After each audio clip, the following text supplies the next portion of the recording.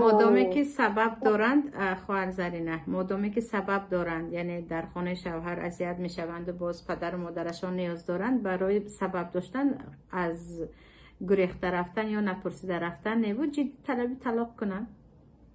طلبی طلاق کنن از شوهر، پدرشان را به میان اندازن، برادرشان. انسان حقشه از این طرف و اون طرف، یعنی به اجازت برآمده رفتن و چند وقت قهر کردن کتی نبو، حقش رو طلب میکنه جدی.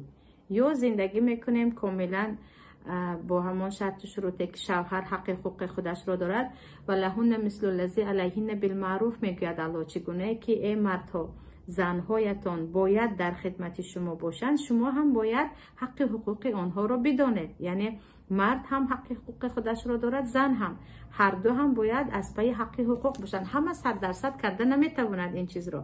و خواهران عزیز، در زندگی اساسا این است که شما از بعضی حق حقوق میگذارید که زندگیتون آروم میشود. هم مرد و هم زن فقط حق حقوق خود را طلب کردن، اون زندگی فقط به جنگ و جنجال است. مادامی که شما میگید نه این حق من است اون حق من است، بدونید که اون زندگی شما نزدیک است که پورا شود و آرامش نیست.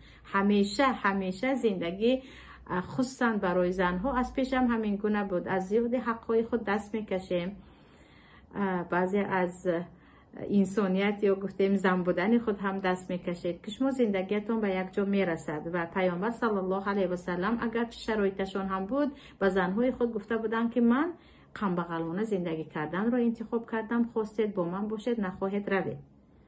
و اگر فقط حقوق خود رو طلب کردید اون زندگی دور و دراز ادامه نمیکند. خیلی گفتم باید از بعضی حقوق ها دست کشید. مادامی که این خواهر خیلی عذاب میکشد و میگوید من شب و روز در خدمتم، والله علم در این مسئله ها خواهر زرینه تا شوهر رو گوش نکنید شما حکم برآورده نمیتوانید، برای اینکه شاید شوهرم دلیل خودش رو دارد.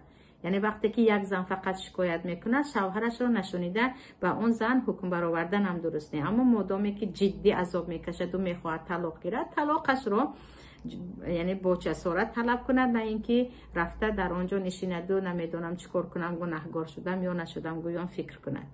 یعنی جدی مادامی که نمیخواهی طلاقت رو گیر، نه تو شوهر داری نه شوهر نداری، حیران نمان.